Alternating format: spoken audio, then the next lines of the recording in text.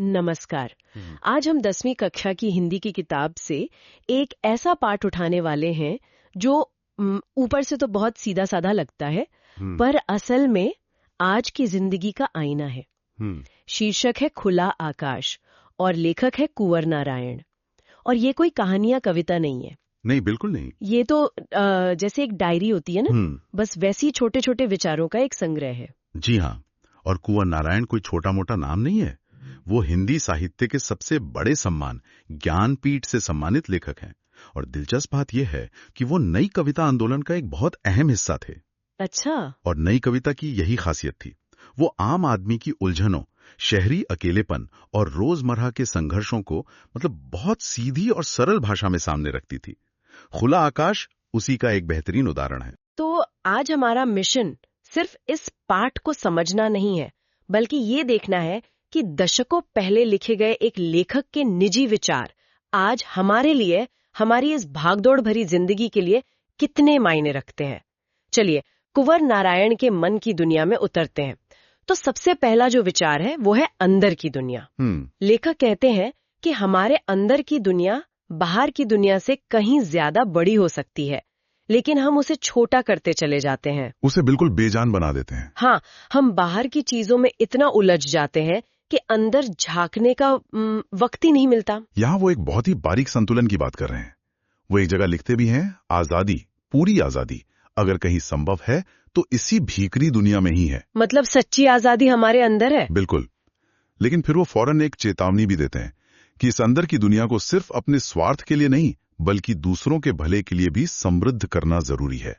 वो स्वार्थ और निस्वार्थ के बीच एक पुल बनाने की बात कर रहे हैं। स्वार्थ नहीं है, नहीं, बल्कि शायद लेखक ये कह रहे हैं कि जब तक आपकी अंदर की दुनिया मजबूत नहीं होगी, आप बाहर की दुनिया के लिए कुछ खास कर ही नहीं पाएंगे। शायद वो हमें क्या कहते हैं, आने वाली चुनौतियों के लिए तैयार कर रहे थे। बिल्कुल, आपका ये सोचना सही दिशा में है, क्योंकि लेखक पहले हमें अपने अंदर की दुनिया को मजबूत करने को कहते हैं, और शायद वो इसलिए क्योंकि वो जानते थे कि बाहरी दुनिया कैसी होने वाली है। वैसी जिसका जिक्र वो अगले ही हिस्से में करते हैं, मकान पर मकान, जहाँ इंसान को घुटन महसूस होती है। ये हिस्सा तो बहुत असरदार है। वो लिखते हैं, जिस गली में आजकल रहता हूँ वहाँ एक आसमान तो है, लेकिन दिखाई नहीं देता। चारों तरफ सिर्फ मकान ही मकान, एक पर एक लदे हुए। न कोई पेड़, न हरियाली, बस बिजली और टेलीफोन के तारों का एक जाल। ये तो आज के किसी भी बड़े शहर की कहानी लगती है ना? बिल्कुल। और ये सिर्फ एक गली का हाल नहीं है, ये आधुनिक शहरीकरण पर एक बहुत गहरी टिप्पणी है। लेखक यहाँ मकान और घर का फर्क साफ कर रहे हैं। मकान और घर। हाँ, मकान ईंट पत्थर का ढांचा है, लेकिन घर वो होता है जहाँ जिंदगी सांस लेती है। उन्हें तो उस गली के लोग भी जिंदा नहीं लगते। वो लिखते हैं कि लोग प्राकृतिक नहीं, रबड़ या प्लास्टिक के बने खिलौने हैं। बाप रे। ये भीड़ में अकेलेपन का दर्द है, अपनी जड़ों से कट जाने का दर्द, जो शहरों में रहने वाला हर इंसान कहीं ना कहीं महसूस करता ही है। तो अगर बाहर की दुनिया इतनी उलझी हुई है, इतनी घुटन भरी है, तो उसे समझने का तरीका क्या है? शायद यहीं पर साहित्य की भूमिका आती है। अगला विचार है सही साहित्य, और लेखक की परिभाषा बहुत ही सरल है। सही और संपूर्ण साहित्य वो है जिसे हम दोनों आंखों से देखते हैं, सिर्फ बाईं या दाईं आंख से नहीं। और ये साधारण सी लगने वाली बात असल में आज के दौर में बहुत असाधारण है। कैसे? एक आंख से देखने का मतलब है किसी एक विचारधारा, एक पक्ष या एक एजेंडे के चश्मे से दुनिया को देखना। लेखक कह रहे हैं कि सच्चा साहित्य किसी खेमे में नहीं बंटता। वो जीवन को उसकी पूरी सच्चाई के साथ दिखाता है। अच्छा, बुरा, सही, गलत, सब कुछ। अच्छा। वो आपको कोई बना बनाया जवाब नहीं देता, बल्कि आपको सोचने पर मजबूर करता है। अरे, ये तो आज के जमाने की बात लगती है। बिल्कुल, जहां हर कोई अपने सोशल मीडिया के बबल में बैठकर सिर्फ एक ही नजरिए से दुनिया देख रहा है। सही बात है। हम वही सुनते हैं जो हम सुनना चाहते हैं, वही पढ़ते हैं जिससे हमारी बात सही साबित हो। क्या कुंवर नारायण हमें दशकों पहले उस बबल से बाहर निकलने को कह रहे थे? 100%। वो एक संतुलित और एक समग्र नजरिए की वकालत कर रहे थे। वो कह रहे थे कि अगर जीवन को समझना है तो उसे टुकड़ों में नहीं, बल्कि उसकी पूरी तस्वीर में देखो। और ये बात सिर्फ साहित्य पर नहीं, बल्कि हमारे जीवन जीने के तरीके पर भी लागू होती है। और ये दोनों आंखों से देखने वाली बात कितनी जरूरी हो जाती है, खासकर जब लेखक आगे सवाल करते हैं कि हम सिर्फ मनुष्य क्यों नहीं रह सकते। वो एक जगह पूछते हैं, किसके मनुष्य हो? वो लिखते हैं कि आदमियों में ही कुछ बाघ, भेड़िए, तेंदुए की तरह होते हैं और कुछ गाय, बकरी की तरह। उनका सवाल है कि एक बाघ तो सिर्फ बाघ होता है, पर एक इंसान सिर्फ इंसान क्यों नहीं होता? ये पहचान के संकट पर एक जबरदस्त सवाल है। हमने अपनी सबसे बड़ी और बुनियादी पहचान यानी इंसान होने की पहचान उसको खो दिया है। और खुद को धर्म, जाति, देश, विचारधारा, इन सबके छोटे छोटे डिब्बों में बांट लिया है। और ये डिब्बे अक्सर हमें एक दूसरे का दुश्मन बना देते हैं। लेखक इसी बात पर अफसोस जता रहे हैं कि हम अपनी असलियत भूलकर इन बनावटी पहचानों के लिए लड़ रहे हैं। और शायद इन्हीं बनावटी पहचानों को बनाए रखने के लिए हमें दिखावा करना पड़ता है, लुक छिप कर जीना पड़ता है, जो उनका अगला विचार है। जी, उन्हें ऐसा जीवन बिल्कुल पसंद नहीं जिसे वो बेईमानी और कायरता कहते हैं। वाह। वो कहते हैं कि खुलकर जियो, भले ही तुम्हारी कमियां सामने आ जाएं। लेकिन वो नकाब ओढ़कर जीने से तो बेहतर है। हाँ बिल्कुल। यहाँ वो प्रामाणिकता पर जोर दे रहे हैं, मतलब ऑथेंटिक होने पर। हाँ। वो एक सवाल भी पूछते हैं, कहीं इस छिपने की प्रवृत्ति के पीछे आत्मविश्वास की कमी तो नहीं झलकती है? अच्छा। जब इंसान को डर होता है कि लोग उसकी असलियत जान जाएंगे, तभी तो वो छिपने लगता है। हाँ। एक साहसी और सच्चा जीवन हमेशा पारदर्शी होता है। ये बहाने निकालने वाले विचार से भी जुड़ती है। हाँ। कितनी मजेदार और सच्ची बात कही है उन्होंने। जो हम शौक से करना चाहते हैं उसके लिए रास्ते निकाल लेते हैं, जो नहीं करना चाहते उसके लिए बहाने निकाल लेते हैं। ये तो हम सब हर रोज करते हैं। हर रोज। बिल्कुल, ये हमारी उस आदत पे एक कटाक्ष है जहां हम खुद को ही धोखा देते रहते हैं। हम अपनी जिम्मेदारियों से बचने के लिए या क्या कहते हैं, अपने आलस को सही ठहराने के लिए कितने अच्छे अच्छे तर्क गढ़ लेते हैं। लेखक हमें बस एक आईना दिखा रहे हैं कि भाई अपने फैसलों और अपनी नीयत के प्रति ईमानदार रहो। ये जो खुद के प्रति ईमानदार होने की बात है, लेखक इसे एक और कदम आगे ले जाते हैं। वो कहते हैं कि ईमानदारी सिर्फ हमारे कामों में नहीं, हमारी सोच में भी होनी चाहिए। और उसका सबसे अच्छा तरीका है अपने से बहस करना। सही। दूसरों से बहस करने पर तो बस झगड़ा होता है, पर जब हम खुद से बहस करते हैं तो सच्चाई सामने आती है। ये आत्ममंथन का सबसे शक्तिशाली तरीका है। जब हम दूसरों से बहस करते हैं तो हमारा मकसद अक्सर अपनी बात को सही साबित करना होता है, सच जानना नहीं। सही बात है। लेकिन जब हम अपने अंदर सवाल जवाब करते हैं, अपनी ही धारणाओं को चुनौती देते हैं, तो हम अपने पूर्वाग्रहों से ऊपर उठकर सच के ज्यादा करीब पहुंचते हैं।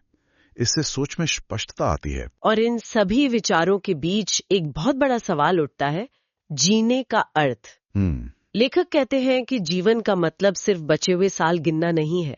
असली सवाल यह है कि जब तक जीवित और चैतन्य हूं, जिंदगी को क्या अर्थ दे पाता हूं। पैसा, शोहरत, ये सब तो ठीक है, पर क्या हम अपने होने को कोई सार्थकता दे पा रहे हैं? ये एक बहुत गहरा दार्शनिक सवाल है। आज की दुनिया में सफलता का पैमाना क्या है? बड़ा घर, बड़ी गाड़ी, बैंक बैलेंस। हाँ। लेकिन लेखक कह रहे हैं कि जीवन की गुणवत्ता उसकी लंबाई या आपके बैंक बैलेंस से नहीं नापी जाती। जीवन का असली अर्थ तब मिलता है जब आपकी चेतना को एक सार्थक अभिव्यक्ति मिलती है। जैसे एक लेखक के लिए वो साहित्य है, एक कलाकार के लिए उसकी कला, एक शिक्षक के लिए उसके छात्र। मुद्दा यह है कि आप अपने जीवन को किस उद्देश्य से भरते हैं। और इसी भाग दौड़ को वो दिल्ली शहर के उदाहरण से समझाते हैं।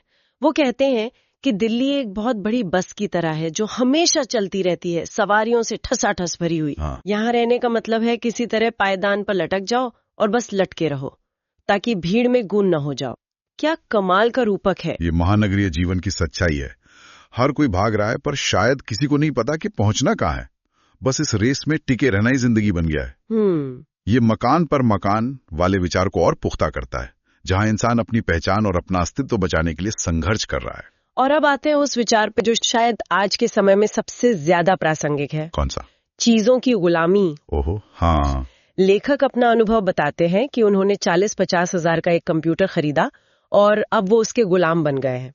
उनकी पंक्ति है, पहले एक इंसान मालिक होता था और उसके दर्जनों गुलाम होते थे, अब हर चीज के दर्जनों गुलाम होते हैं। ये उपभोक्तावाद पर शायद सबसे तीखी टिप्पणियां जो मैंने पढ़ी है। ये एक अजीब विरोधाभास है ना?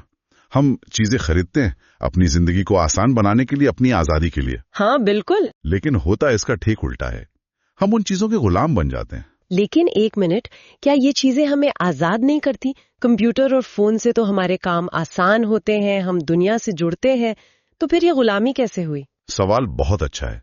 और देखिए, लेखक टेक्नोलॉजी के खिलाफ नहीं है। अच्छा। वो उस पर हमारी निर्भरता के खिलाफ है। अच्छा। गुलामी तब शुरू होती है जब चीज आपको नियंत्रित करने लगती है, बजाय इसके कि आप उसे नियंत्रित करें। जब नए फोन की किस्त चुकाने का तनाव आपकी रातों की नींद उड़ा दे, जब गाड़ी पर एक खरोच आ जाने से आपका पूरा दिन बर्बाद हो जाए, जब आप सोशल मीडिया लाइक्स के लिए जीने लगें, तो समझ लीजिए कि आप मालिक नहीं, गुलाम बन चुके हैं। चीजें जब जरूरत से बढ़कर हमारी पहचान का हिस्सा बन जाती हैं, तब गुलामी शुरू होती है। मतलब गुलामी की आदत नहीं बदली है, बस मालिक बदल गए हैं। बिल्कुल। पहले इंसान थे, अब सामान है। ये तो बहुत गहरी बात है। जी हाँ। लेखक कहते हैं, आदमी का स्वभाव नहीं बदलता, गुलामी करना करवाना उसके स्वभाव में है, सिर्फ तरीके बदले हैं, गुलामी की प्रवृत्ति नहीं। ये मानव स्वभाव पर एक बहुत बड़ी टिप्पणी है। तो अगर हम इन सारे बिखरे हुए विचारों को एक साथ पिरोएं, तो कुंवर नारायण की दुनिया का नक्शा कैसा दिखता है? मतलब वो हमें आज के जीवन के बारे में क्या बड़ी बातें बता रहे हैं, खासकर अगर कोई छात्र इसे परीक्षा के लिए पढ़ रहा हो? बिल्कुल। अगर हम इसका सार निकालें तो कुछ मुख्य संदेश उभर कर आते हैं। पहला तो है, अपनी अंदर की दुनिया को मजबूत करो, क्योंकि बाहरी दुनिया की चुनौतियां बहुत ज्यादा हैं। ठीक है। दूसरा, आधुनिक शहरी जीवन हमें प्रकृति, समाज और खुद से काट रहा है, जिससे घुटन और अकेलापन पैदा हो रहा है। हमें इससे सावधान रहना होगा। तीसरा है प्रामाणिकता का संदेश, मतलब दिखावे और बहानों से बचकर एक सच्चा और पारदर्शी जीवन जियो। ये भी बहुत जरूरी है। माल करो, उनके गुलाम मत बनो। चीजों की गुलामी। हाँ। और आखिरी संदेश है, सच्चाई की खोज बाहर नहीं, अपने अंदर करो, खुद से बहस करके। वाकई ये सिर्फ एक पार्ट नहीं, बल्कि आधुनिक जीवन जीने के लिए एक गाइड बुक जैसा है। कुंवर नारायण हमें कुछ बहुत ही शक्तिशाली विचार देकर गए हैं, जिन पर हम सबको सोचना चाहिए। बिल्कुल। और अंत में श्रोताओं के लिए एक सवाल छोड़ जाते हैं। इस पाठ का शीर्षक है खुला आकाश। हाँ। लेकिन लेखक की ज्यादातर बातें घुटन और कैद के बारे में है। इमारतों की कैद, चीजों की कैद, शहर की भागदौड़ की कैद, दिखावे की कैद। तो फिर खुला आकाश का असली मतलब क्या है? क्या ये कोई बाहर की जगह है, या फिर ये मन की एक अवस्था है जिसे इन सभी बंधनों के बीच रहते हुए हमें अपने अंदर ही खोजना और बनाना पड़ता है? सोचने के लिए एक बेहतरीन सवाल। और इसी के साथ हम इस गहरी चर्चा के अंत पर आते हैं।